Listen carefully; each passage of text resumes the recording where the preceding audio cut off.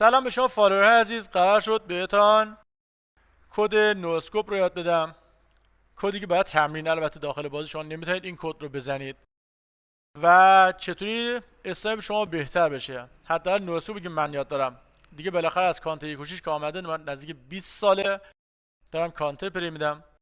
یکوشیش رو شاید نزدیک 18 سال پلی داریم، 19 سال پلی داریم. نزدیک یه سالی هم از سمت CS2 آمدم. CSGO هم اصلا پلی ندادم چون اون موقع سیستمی که داشتم CSGO رو نمیکشید یا ضعیف میکشید یا نتا خیلی داغون بود. حالا بگذریم، بریم کد وردارم یه سری بهتون توضیح بدم، بعد دوباره کد رو براتون بذارم و بگم که چطوری میتونید این کار انجام بدید.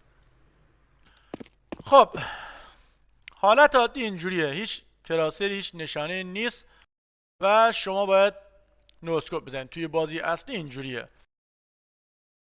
اینجا باتا ایستادن. توی بازی اصلی حتی بات نیست که جوت بات بیسته، مگر اینکه یه پلیر ضعیف باشه. حالا می چند تا شلیک کنم بهتون چی بگم. نه این قسمت بدون آهنگ نمیشه. بریم براتون آهنگ بذارم.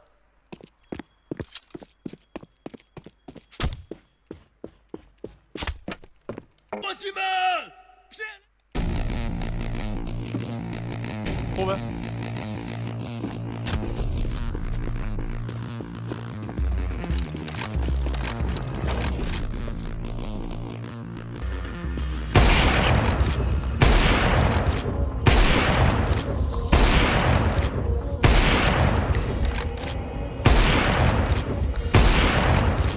خب دیدین که من هر چیز دارم خورد و این نیست که حالا حتما داخل بازی هم هر چی میزنم بخوره. شاید اصلا 5 تا 2 تا بخوره، شاید اصلا 5 تا یکی بخوره، شاید 3 تا بخوره، شاید اصلا بعضی ما نخوره. حالا این کد چیه میخوام بهتون بگم. این دو تا کدی که میگم شما فقط داخل مپ تمرینی میتونید بزنید، یا وارم اپ یا این مپ های تمرینی. کد نگاه کن شما الان تیری که میخواد بزنید نشان نمیدید دقیق میخواد بخوره یا نه. یه فضایی رو تا چند متری انمی میخوره، بستی به فاصله داره که چقدر بهش نزدیک باشین. بریم کدا رو بزنم.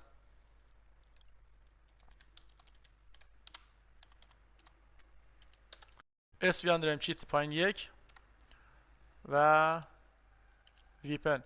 اینم براتون کداش میمیسم که شاید اینجا نتونید بخونین، اونجا بتونین کد رو استفاده کنین. نگاه کن یه نشونه کوچیک آمد، درسته؟ دیدین؟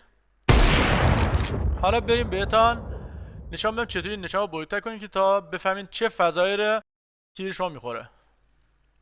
بریم آپشن، بریم گیم، کراس هیر، اینجا بریم بالا، اینو میذاریم کلاسیک. تمام.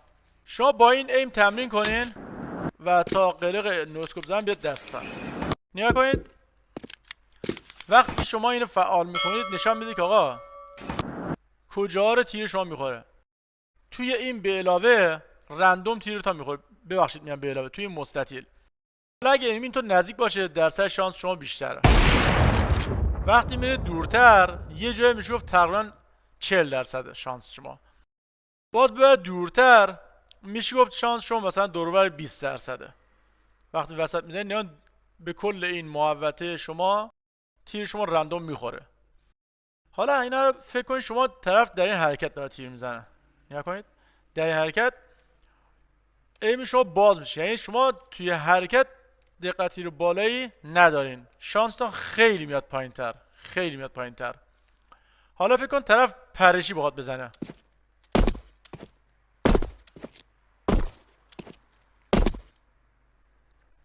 دیدین درصد شانس شما وقتی پرشی خیلی کمتر میشه.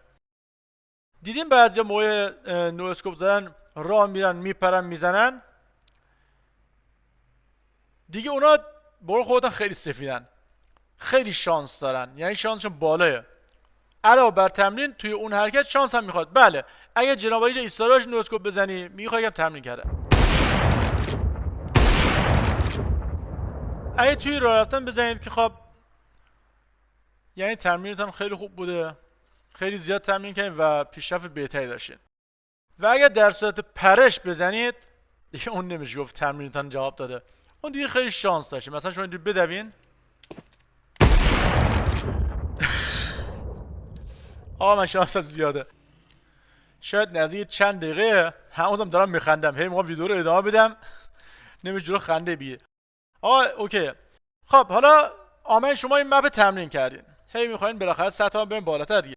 شما اولش مپ تمرین که یه ضرب نید داخل پرایم که بخوام اونجا انجام بدیم و نتایین بزنیم و رنگ هم بیاد پایین. چون من داخل پرایم خیلی از دوستان دیدم که کار عجیب میکنن. یکی از دوستان دیروز یارم بود کلت گرفت بود، کلت دیزت ما دار رنگ هم بیاد پایین داریم باخت میدیم، این هی داره میره وان تپ بزنه. خب دوست عزیز شرایط داره، بازی جلو هستی این کار کن، یا تک به 4 ماندی این کار کن، نه اینکه تک به تک ماندی با کلت داری میری که تفنگ جلوت هم از ور نمیداری.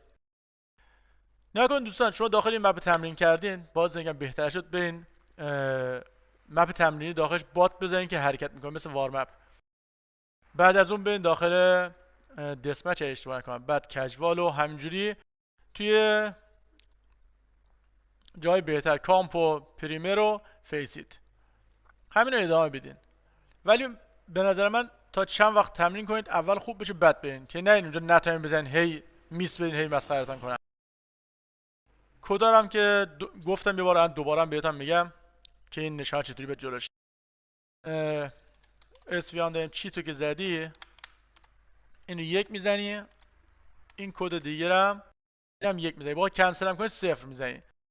بعد از داخل تنظیماتم میزنی روی گیم، اینجا رو الان رو کلاسیک این حالته باید بزنی روی کلاسیک تا این چین ایمی بهتون بده.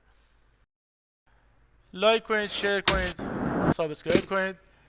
ما کلی با هم کار داریم قرار توی بازی چیزی که حتی من بلدم شما داخلش مثل من حرفه‌ای بشید. حرفه‌ای چی گفتم؟ حالا بالاخره چیزی که من بلدم شما هم یاد میگیرید. مخلص همتون.